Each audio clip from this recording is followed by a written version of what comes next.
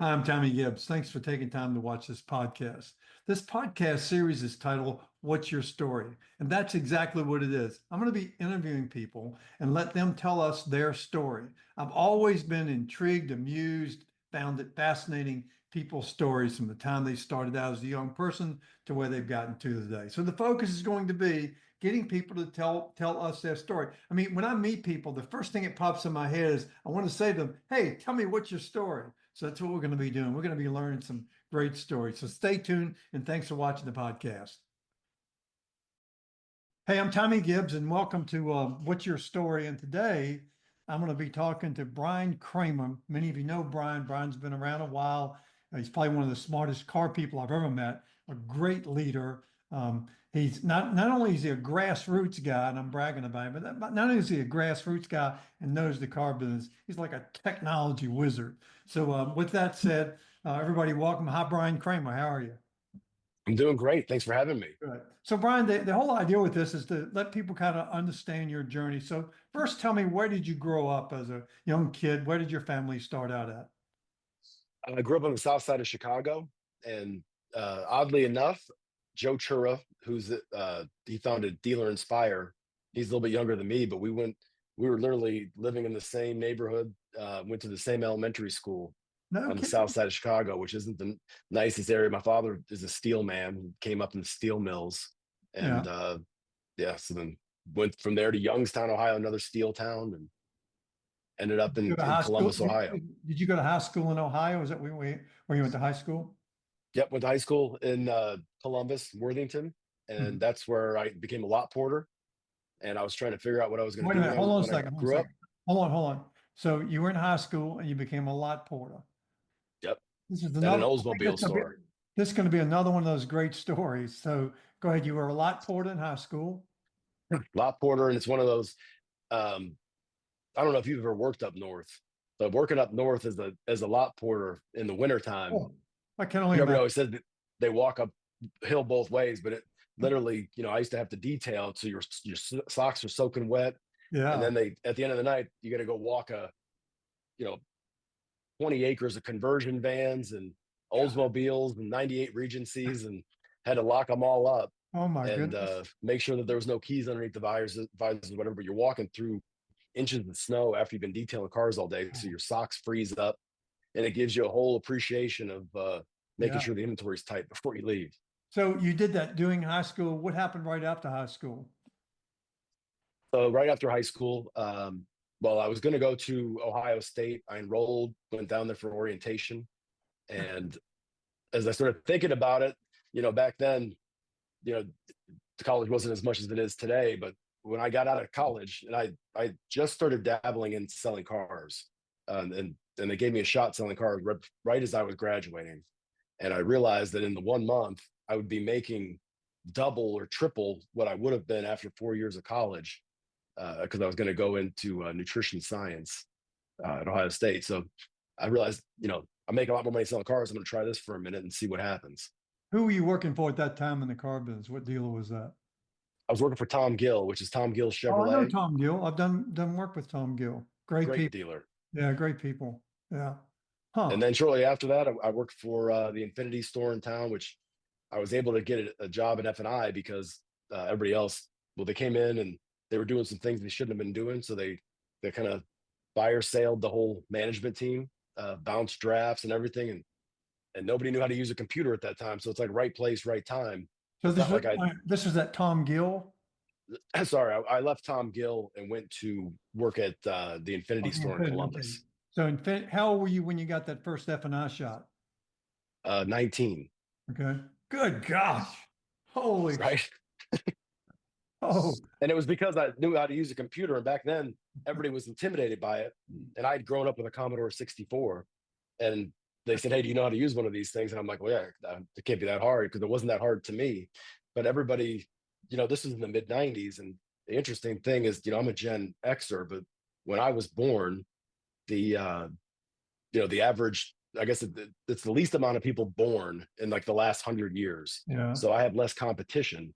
Nah. And so when I got into it, there's like, everybody I worked with and all my friends were 20, 30 years older than me for maybe 5, 10 years, until all my friends got out of college.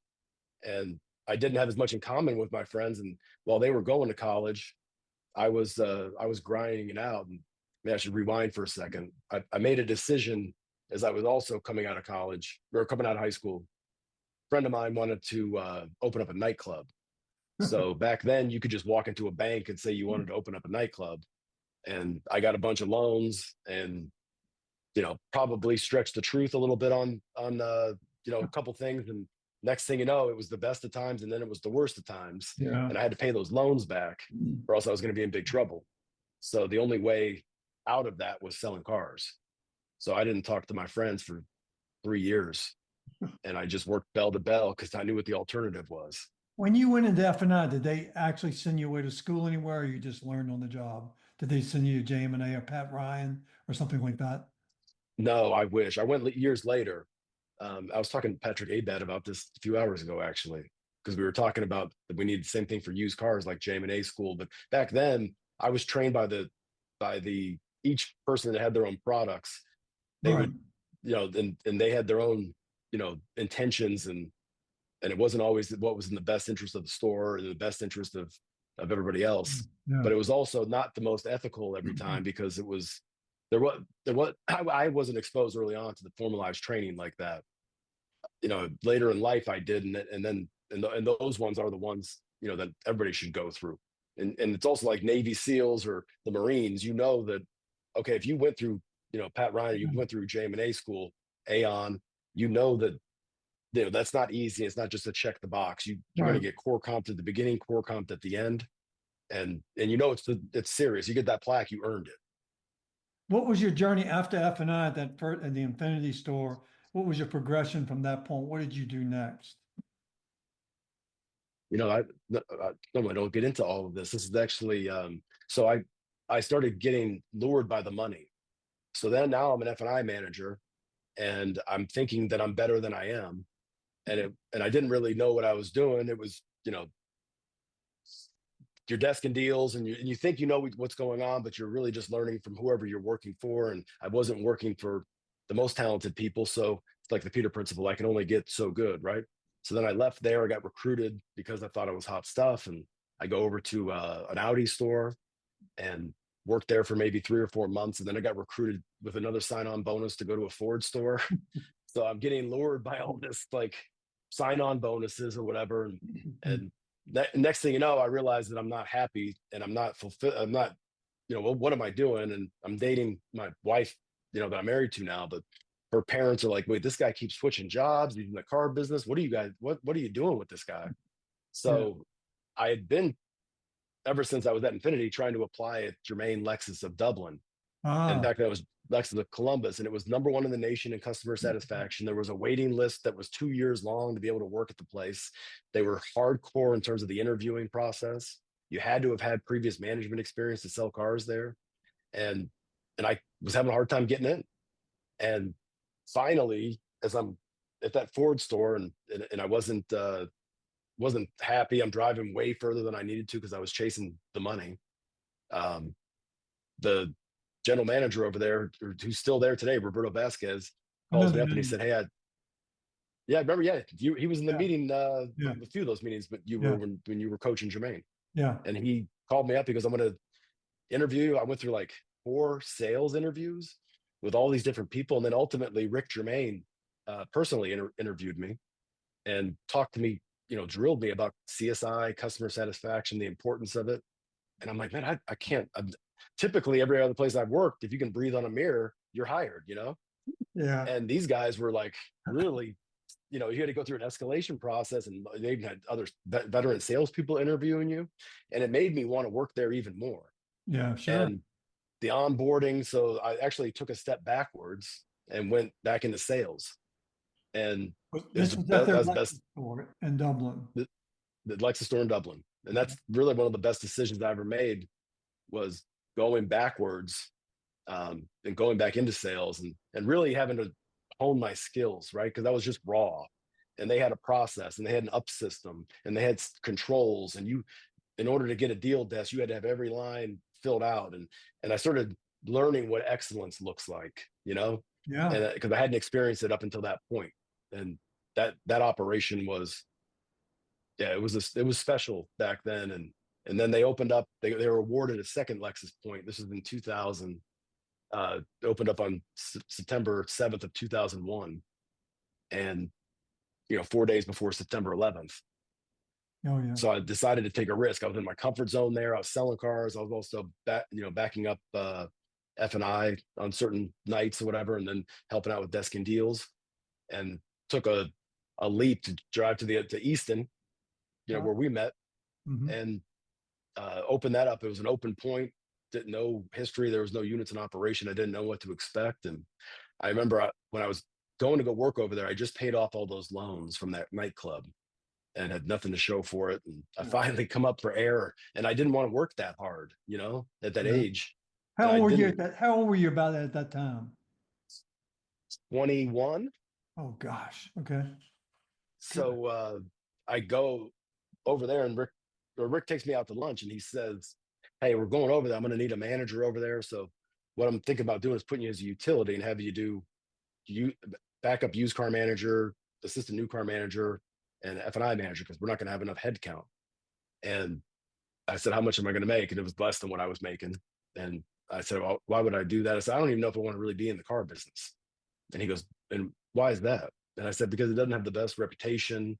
It's my girlfriend's family that I go to these cookouts. They're always like, 'Hey, you work all the time, and why you want to be in the car business?'"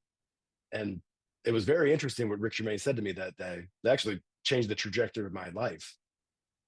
He said, "You know what? I don't like those things about it either. I don't like all the negative stereotypes." He goes, "And I look at it like a Neiman Marcus or a Nordstrom.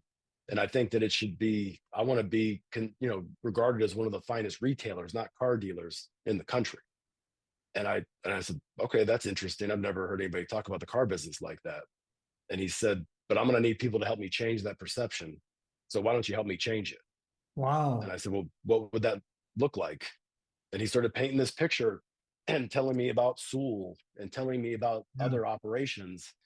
And that those thoughts had never even crossed my mind. Um, and then he mentored me there, mentored. There's another thing of timing. I think timing is a huge part of anybody's development, because I was there when Rick Germain was still working the desk, and that hands on to be able to learn directly from him, which was a small window that not everybody was able to be Sure. exposed to. Yeah. And then when I went out to Easton, they were scaling up, and at that time they only had two dealerships in Columbus before that Lexus store, and like Wow. four in Naples. But so I go over there, and they put the headquarters in that Lexus store, and I met, got to start spending time with Steve Germain, and was able to get mentored by him at the same time, and John Melashenko, So who and when did John Melashenko come onto the scene? Was he already with them when you were working there when you first started with Jermaine, or did he come on later? now it's another great question. So they bring Melashenko in, and this is 3 months before we opened up the Easton store, and they said, "Hey, this guy's going to be the GM of the Easton store." And everybody else in the dealership was like, "This guy's never sold a car." Now, he was the national sales manager for Right. Toyota, and really stretched me out. But they said, who's going to go over there and work for a guy who's never sold a car? Yeah, yeah, yeah. And it Can was the imagine. craziest, Yeah, right? yeah, So he pulled me aside, and he said, "Hey, here's my vision, and this is what I'm thinking, and blah blah blah." And everything he said to me seemed to make a lot of sense. And he said, "But I'm gonna need to lean on you and a couple other people, because you guys know things I don't know, but I'm gonna teach you things that maybe you don't know," which he did. And so going over there, it was it was crazy exciting for the first 4 days, and then September 11th happened, yeah. and everything came to a screeching halt, and all of our inventory was worth half of what we paid for it, and we bought it all at the auction just to fill up the lot before we and took age inventory from other stores, and then that happened. So we had to get. That's actually how I really learned how to get efficient with the CRM, because CRMs had just come out when I was at these other stores. I was using index cards and a Yeah, Rolodex, sure. Yeah, because there was no CRM. yeah. And so then I had to be proficient at Autobase. And I'm like, how does this thing Oh, work? And this is right, it just come out. yeah. So yeah, and Melashenko didn't know really the old way. all he knew was this. And he said, why, it was just, Taskmaster, why are these things not zeroed out? And I'd never, it was more of a guideline, but that for him, that's how he could control the business. And he ran it through the CRM, through the data, and opened my eyes up. I didn't know anything about data until I met John. And his mentorship, and I know I drove him crazy along the way, but developing me set me up for when they bought that Mercedes store. And they bought it. I think they ran through 4 GMs in a little over a year because this place was in the worst part of town on a one-way street that closed down on Sundays during the Ohio State parades, and all the reasons. They sold 12 cars a month and like 5 used, and that's all the parking spots they had, and there was prostitutes outside, and you had all this crazy stuff happening, and a bunch of reasons not to sell cars. Yeah. And so after these other 4 went through there, that were smart operators, but they went down there and it just wasn't what they were used to. So then they stick me down. Right, I was at that point, I'd been with John for I think a few years, and we had turned it around and got to the point where Easton was outselling Dublin, and we were winning a lot in the lead of Lexus. And Dave Kaler, who's now the COO of AutoNation, he was the first non-germain COO of that group before John. Okay. And he, was helping them scale up. They're buying all these dealerships, and I think like, maybe 15 stores in 10 years or something. And as he was going through all the scaling, he goes, "Hey, I'm gonna stick you at the Mercedes store." And I said, "In what capacity?" He said, "I'm gonna put you down there as a sales manager." And I was like the new car director at the time, so, like acting as a GSM for John. Mm-hmm. And I said, "And what's that going to pay me?" And I forget what it was about half what I was making at the Lexus store. That was a Taj Mahal, beautiful systems in place. Yeah. And he said, and he goes, "I'm giving you the best gift that I could ever give you. The knowledge and the experience and everything you're going to learn from that is worth more." I go, "Yeah, but I'm building a new house on the polar opposite side of town. Just got married, and now, I'm gonna, build a house. I can't go backwards 50%. He goes, "Well, as long as you perform." I go, "Well, nobody else has ever performed like that at that store." He goes, "That's why I'm sending you down there, because you don't know any different." and that's kind of what we did. And that's where we started doing remote. So I went down there, and the first day there's rats, and I'm all excited like a kid in a candy store. It's my first assignment. Sure. I go down there at like 5 a.m, and I'm looking down at the landscaping. There's cockroaches going around because they had cut out the bug spraying. And I unlocked the door, and the lot porter that had been with that store for it was an old Studebaker store that converted, and go in there, and the lot porter was literally in the showroom in a E-Class wagon with a champagne bottle in the cup holder and a prostitute in the passenger seat. and I walked in, and I said, "Hello?" And he goes, "Oh, who is this person? Woman, you got to get out of here. I don't know this woman." And he's still like in his uniform. And I called up Dave Kaler. I go, "You're never going to believe what just happened." And he said, "Well, that's part of the contract. We got to, he's staying with us for a couple of years." And I said, "I don't even know how to even describe what I just experienced." and that was far from the craziest thing that would happen down there. But I brought 1 or 2 other key people from the Lexus store that I knew, because I think that whenever you go into a store, you got to have somebody that's got your back. Absolutely. And actually, one of them is with me at AccuTrade today, and he came with me in Clearwater, and there's somebody that will always, yeah. And first time he joined me was at that Mercedes-Benz store. His name's Kevin Crosby. And I brought it, and another person, Brad Sweatland, came down there with me, and he was one of the top salespeople, and that didn't go over too well. But I asked him, I said, "Why would you want to come down there?" And he said, "Because I know that it's going to be fun, and there's going to be a lot of things happening." And we started working the service drive because there's no traffic, so we had to get creative there. And then back then, you didn't have desking tools and CRMs that were web-based; they were on server. Yeah. So you had to download everything onto a laptop or whatever. So we started, and nobody would come to that dealership after 3 or 4 o'clock because it was such a bad part of town. Yeah. So we started doing mobile presentations. So we take a phone up, and all they're using us is to get a better deal to shop to buy from Crown across town. So we Right. would hop in, we say, hey, we'll come to you. You're downtown at the Huntington building or Nationwide. And we would literally pick up our prospects outside, hop in the car. I'd be in the back seat, and salesperson would be driving, and I'd be desking the deal. You're Or a kidding customer me. would be driving on a test drive. I'd be desking the deal on Market Scan in the back seat, Really? doing remote presentations because we just there was no other way to do it, and there was no other way to compete. So we had to think outside the box, That is and I crazy. think Melashenko is the one who really got me thinking outside the box because he didn't have any preconceived notions about the business, Right. so he would question everything, and that's what. And just as soon as we finally were getting really profitable, making good money, again, we're sales efficient and then some. Then we moved to that big Mercedes store where you used to do the training. Yeah. Moved in on September 7th of 2010, right before the Great Recession, or right as it was about to peak, right? And Beautiful they gave place. us Beautiful all the place. AM, right? So I got September 11th, and then this, and go into the biggest rent factor that was 10 times what our other rent factor was, with all that first year expense of an open point, depreciation, furniture, everything. Right, have to double the size of Sure. the staff, and we weren't selling any used cars, as you know, or we were selling the amount of spaces that we had on the lot, and we weren't turning any. And I didn't believe I could turn more than that at the time, and it seemed like an insurmountable task. That when you've only got so many spaces, how are you going to get out of this situation?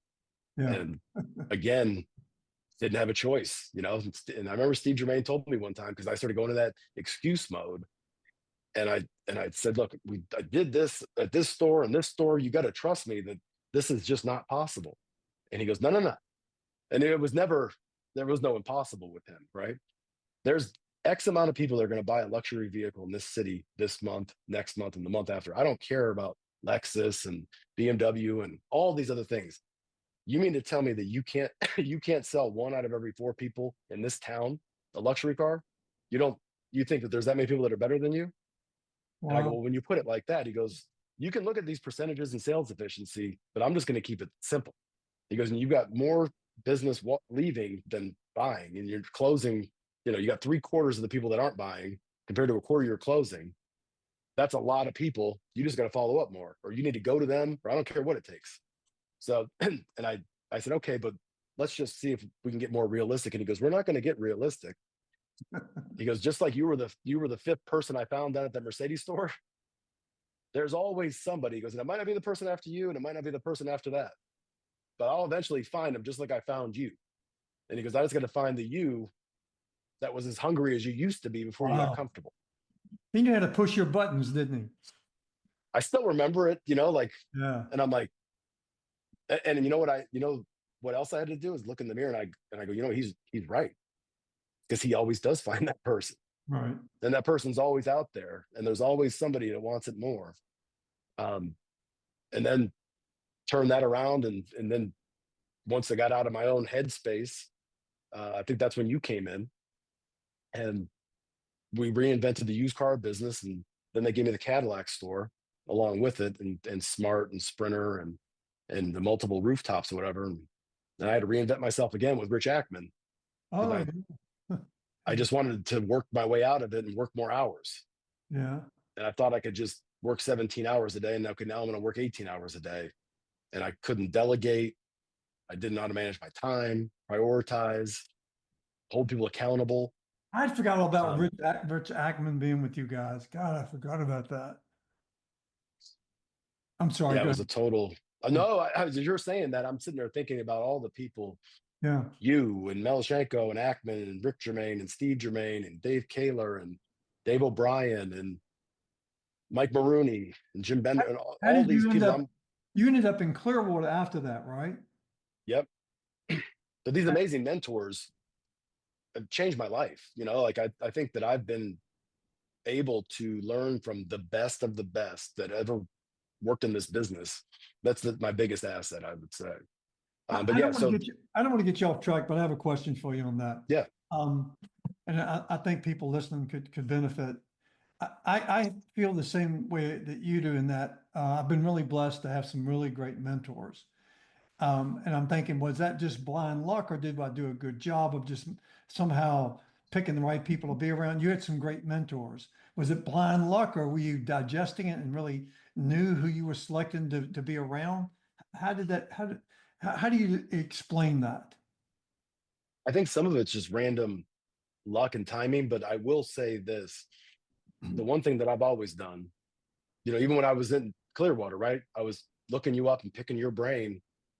I've always latched on to everybody I knew that could teach me things that I didn't know, that had Sure. already been there and already had walked through those landmines. And sometimes I walked over them anyway, and just had to touch the electric fence. But I think a lot of it was timing, but I think a lot of it I was at least able to identify and be cognizant of the fact of this person knows a lot more than I do. They've been to this party before, and I can learn from them. And I've always just tried to suck as much information out of people Yeah. during Well, then store that's hours and all, after hours as possible. then that's all on you. How did you end up in Clearwater? Give me that piece of the story. It's all coming out on this episode. Um, so then I'm, you know, cranking at that Mercedes store. We started out selling the other store in town that was always the bigger store, and we were, I don't know, for 2 3 years, they didn't beat us, not even close, and we were, it was domination, right? So we're getting more profitable. I'm getting cocky. Um, we're growing. There's opportunities that are happening. I'm sitting there going, man, this person's getting that job, that job.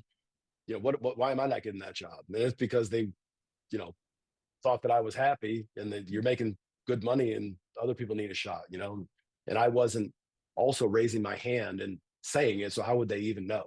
Right. So Mm. I see this all the time as I go around the country is Yep. people like, but why are they not offering me that job? They Yeah. should know. And I'm like, well, have you told them? Yes. Well, how could they not know? Yeah. And I was that guy. And you know, and yeah, I'm sitting there internalizing all this stuff. And actually it was, I ended up, Dave Kaler left and I was going to actually go work for Sonic. And then he ended up randomly in Clearwater, and they hired me for a Ford store. And, and I guess I'll tell that and I'll come back to the Melchenko when I left. But so I interviewed with a few different people at that time. And I was sitting there thinking that people didn't see the value. And I had gone up so fast, so quick. I became a GM when I was like 24, 25. And Wow. then I was running like multiple stores at 28. And when you have people that come up that quick, as I look back in retrospect, it was like too much too fast. And and a lot of it too was the timing. If I wasn't working for the Germains at that exact moment when they went from 2 to 20 stores and there was all these opportunities, because that was like a one-time thing. And I wasn't prepared or qualified for half of these things that they gave me the opportunity to do. But once I got a hold of any rung on that ladder, I wasn't letting go, no matter what. And because I knew if not, somebody else was going to get that opportunity. And I never wanted to give them up. But as I'm going through that, I also thought I was better than I really was, and that they weren't acknowledging it. So as I kept on make more and more money, my pay plan was set up that it was getting a little out of line. So then they cut me. And I'm like, after all this work and all these bell to bells, and this is how they repay me. And it wasn't, it was just comp modeling. And I had Yeah. blown the pay plan out. Right. So of course I'm taking it personal. This is the insult on my integrity and all the things that happen. Of course, as soon as that happens, there's about 25 people waiting in the pity party to join me. Oh yeah, you're so much better than that. You deserve better. You can do anything, and I'm They feel believing your it, right? soul. Yes. And yeah, it's just immaturity. Yeah. So then I started interviewing and get romanced about all these things, whatever. And I had, and just like at Germain, when I've sold cars, AutoNation, running through the ringer, all these different people, and it's an elimination process, right? And they've got a process and they're very good at it. So the final boss of this video game, you know, you go through all the levels. And then I got my interview with Mike Maroney, who's like one of my childhood heroes. Yeah. And he's like my Babe Ruth. So I'm like, wow, I can't believe I get to sit across from this guy. And I'm picking his brain and having this great interview. And then he takes me into this huge sales rally they're doing in Orlando. And it was like magic, you know? And he said right before we walked in there, and he said, well, here's the thing. Because I was saying, I want to be a Mercedes or Lexus. And he said, that's not happening. Not going to just, we've got people in General Manager University that we've been developing. There's all these people that are in our pipeline, and they get first crack at those stores. He said, now I'll tell you what I do have. I got a Ford store in St. Petersburg. And I said, okay. He goes, and at this point, I'd really only been in luxury stores. And he said, do you think you're too good to work in a Ford store? He goes, it's not the best facility, not in the best location. And I said, well, it sounds like that Mercedes store I worked at. He goes, but this is a big store, big service, big volume. It's just a big operation, huge collision center. And I said, well, yeah, if it pays. And he said, so you don't think, so it was really a test. So they hired me for that Ford store. I ended up going down there the first day, relocated, moved down there, and one day they transferred me to the Lexus store. They just wanted to see if Really? yeah, it was like a Willy Wonka, like a everlasting gobstopper. You're kidding Because me. and the whole, I went down there 3 times to go look through the financials. And I remember Dave Kaler telling me, he goes, yeah, you were driving me crazy. I knew you were never going to like stay there. But I had to sit there and go through that. He goes, you were just grilling me with all these questions, wasting my time for multiple trips. And because I never got to show you the Lexus store, but they didn't want me just to feel entitled, Right. going right Wow. into that opportunity. And the other learning experience through this little journey is I went up and I had to resign, you know, face to face with Mel Shanko. And Ugh. he had been my mentor up to that point, like really, really close. And he had poured into me everything, leadership, and I mean, just so many mistakes that I made that he guided me through. And I was so raw when he met me. So I got to go up there and tell him that, right? And he, you know, I'm expecting him to be angry and we're going to get into an argument or something. And he just stared out the window and he asked me, he goes, where did I go wrong? I didn't see this coming.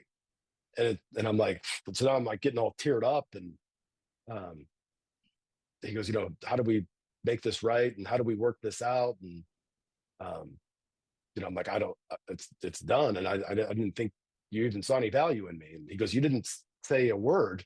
You just internalized all this stuff. How would I know? And that was There like it is. Yeah. a light. I'm like, how would he know? And I'd never once looked at it from his perspective. And I remember Steve Germain, he goes, and I said, I want to go talk to Steve. He goes, Steve doesn't want to talk to you. And it really upset me at the time. And it made me angry. But he also poured into me the same way. And I Yeah. learned so much. And I didn't realize it for like 2 or 3 years afterward, because I was too busy being presentful and just looking at it from my perspective, which is, and I didn't realize how much like him I became and how many lessons he taught me that he never explained, you know, that I'm like, that's why he did that. And that's why I find myself doing all these things to other people that he did to me. And I didn't, and since then, he and I, you know, bonded and talked about stuff. And I've thanked him as I've gone back in time and done that with so many people Sure. about, I didn't appreciate you at the time. And I should have, and I wish I would have even spent more time learning from all of them. And then, you know, Steve's like, you know, I didn't come out there because I was too hurt to, you Wow. know, talk to you, you know, because been to Germany together and all over the world together.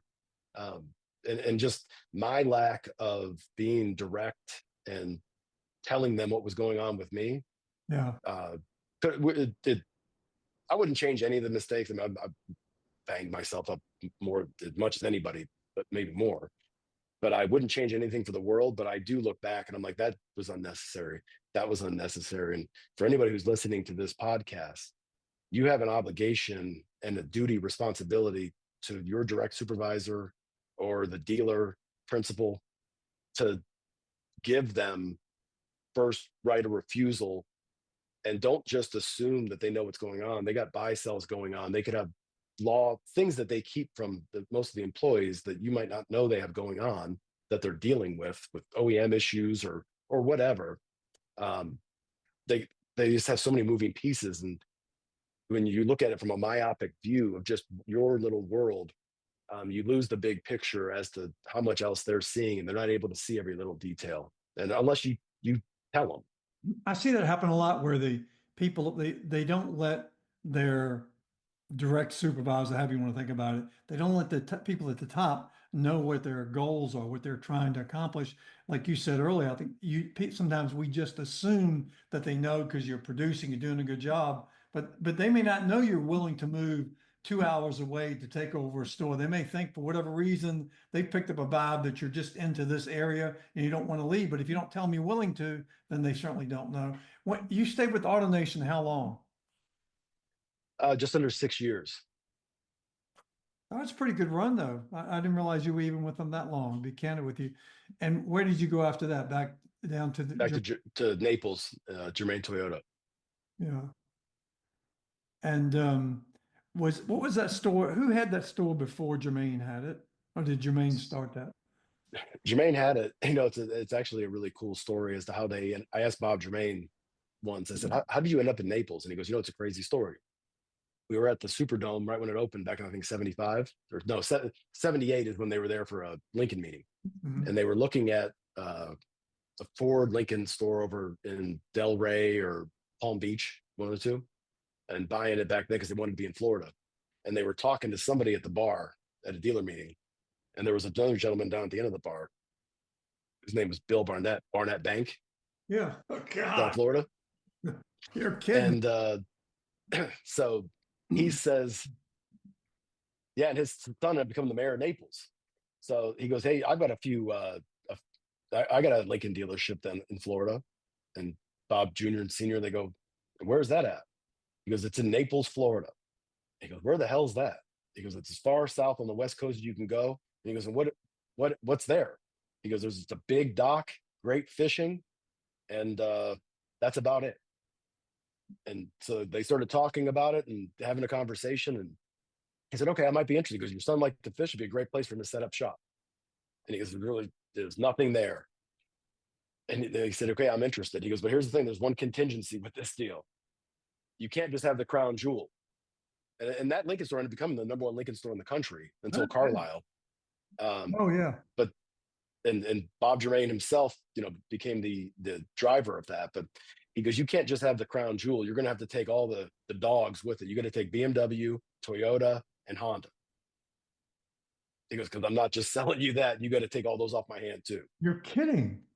No, and that Toyota source turns into Lexus. That's not what they wanted. It was just part of the deal. Wow. God.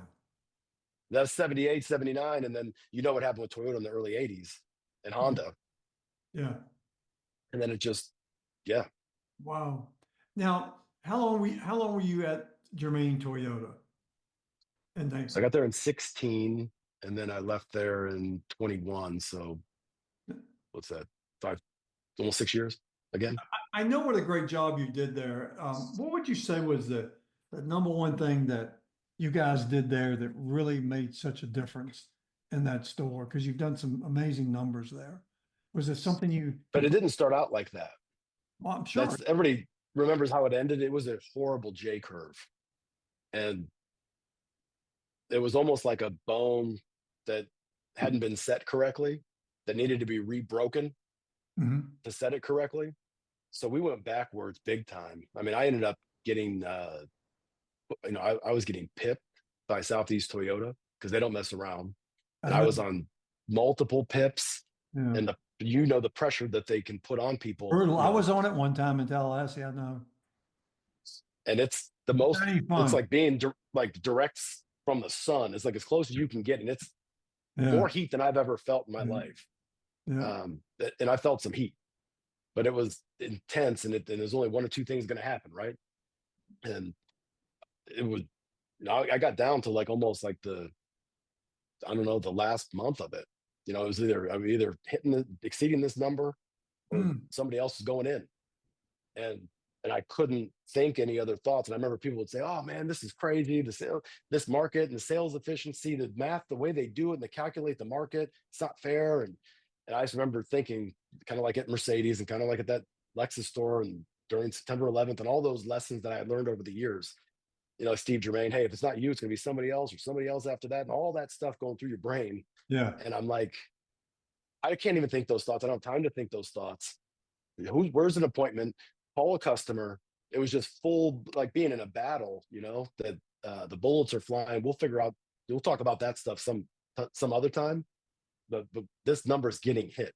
And then once I got out of that situation, it's kind of like in Goodfellas, but when at the beginning, it was like, oh, hey, everybody when you're on SET's good side, there's no better feeling No, there isn't. and no better organization, and no more loyalty. Once you've gone through that fire and Yeah. that crucible, Yeah.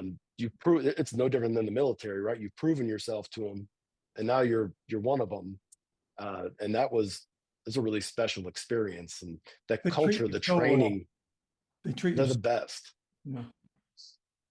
But I would say the best accomplishment at that store was really putting together all the lessons that I had learned from all the mistakes and all of the things. When I left Mercedes, it really fell down, the store, and I left it in bad shape. And initially, I thought that was like a badge of honor. And then later, it's my biggest embarrassment probably is I didn't set it up for success. Mm. And I promised myself that I would never do that again. So uh, I always said I wasn't leaving that Toyota store until we were breaking records and sales efficient and all of those things. And it took a lot longer than I thought, and it was a lot harder. But I was able to put together a really good team that's still like fully intact. Every single manager is still there, and I've been gone almost 3 years. And Has they're it been that all, long? yeah, 2 years and 8 months. Wow. This doesn't seem like it. So let's wrap this up. Tell us, the people who are listening and watching this, tell us what you're now doing. Because I kind of sort of know, but I don't really know. And what you're doing now and what the goal or objective is with the path that you're on. Can you kind of enlighten the listeners to what's going on with you now? Absolutely, and it's exciting. So I left there with when Bob Holland was gracious enough to include me in his the sale of AccuTrade to Cars.com, and I joined that, and to have to be able to spend weekends with my daughter. She's playing volleyball, as you know, and as I did that, we had to obviously get AccuTrade off the ground and do all that sort of stuff. But as of this month, going into 2025, I'm now the EVP of dealer success, or dealer growth and success. So what that basically means is for all the channels, for Dealer Inspire websites, for Cars.com Marketplace, our media products, our credit IQ products, Dealer Rater, is looking at everything basically as the voice of the dealer, and always being a devil's advocate, I guess, with our teams, Mhm. to make sure that we're building products that are important for dealers, that we're protecting the dealer's data, we're protecting our core values, and really trying to model it after JM Family and Southeast Toyota and JM&A, and how they really are all about the dealer, and the dealer's success is their success. And that's the ethos that I'm instilling internally, and then it'll pour out externally. The more successful our dealers are, the more successful we're going to be. And looking at all of our products that way, because right now we've got some opportunities as it relates to reporting and attribution and making dealers' lives easier.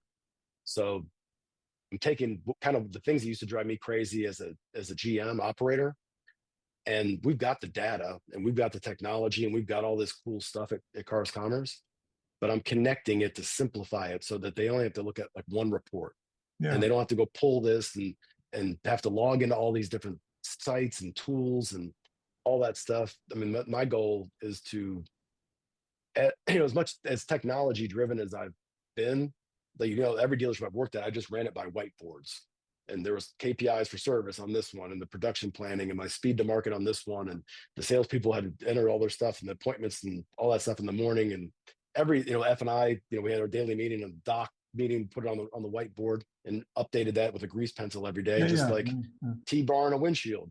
So it's Yeah. all Oh, visual yeah. inspection. You can see what's going on. As much as technology enhances, that's still the meat and potatoes Yes, of it. sir. So I'm trying to do that digitally, I guess, with our products, so that and the reason why I wanted to go so digital and not have any paper is so that our associates would spend more time with the customers and they weren't making copies and having to fill out 25 forms.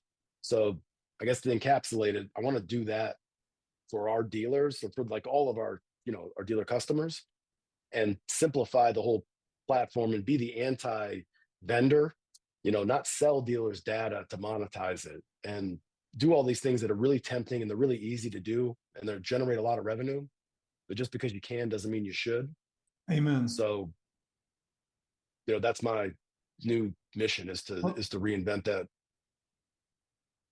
I know that you're in a lot of dealerships. I'm assuming that you've kind of got your ear to the ground and making sure that what you're hearing and is what the team is doing back at cars um, is meshing well. And you're, like you said, you're trying to guide them, I guess, to in the right direction to make the dealers' lives easier and better. And that's So I'll fair. tell you what I did this week. I'm interviewing dealers now, and part of this new role, Doug Miller, our president, he said, I want you to evangelize internally and externally our core values, and are we and how are dealers perceiving it, and it's just like with a customer in a car dealership, right? It's not always pretty and it's not always what you want to hear, there's opportunities, but I also think it's how you respond to it and if you actually do something with it. So I'm filming. I'm asking dealers, and they, because they, to your point, they confide in me. They go, you know what, this has always bothered me, or I need your help with this. So I've got this little device that I bought off the internet, and it tracks. I put my phone in it, and I just have a conversation. I record it, and I'm Yeah. sharing these internally, not in a bad way. Just, Yeah. hey, Yeah. here's the good, the bad, and this is what the dealers are saying, and they're being really, yeah, car dealers are. They're just the way it is, say it the way it is. That is But great. it's allowing our internal teams to see it and to really scale it.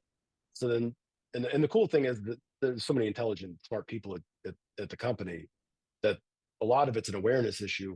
And if you don't have the deep rapport, or because I'm a former dealer, they'll confide things in me that maybe they wouldn't with them. So Mm. they get to see the curtain pulled back. And I'm like, so this is, and they know how to fix it. And they're like, and most of it, just like with me, my examples with Belashenko, a lot of times it's just an awareness issue that they didn't know. Sure. So I'm pulling that curtain back, and Mm. I think we're going to be a lot more transparent and a lot better as a result. Well, Brian, I am so excited about what you're doing, and you're such an asset to the industry. I hear you on Clubhouse. I mean, I love when you come in there in the mornings, and you share so much wisdom and information. It's nice to hear and David get after each other. Uh, but it's just, I mean, you're doing so many great things for this business. So I just want you to know much that we and the people I talk to, myself and everyone, appreciates what you're bringing to the table. So thank you so much, and thank you for your time. I know you're in the middle of traveling, and for you to do this and we're doing this in the evening, folks, when he could be out to dinner or taking a nap or having a glass of wine or whatever. So Brian, I can't There's thank no place I'd rather be right now. And I just want to add one thing to what you just said, Tommy. you. Please.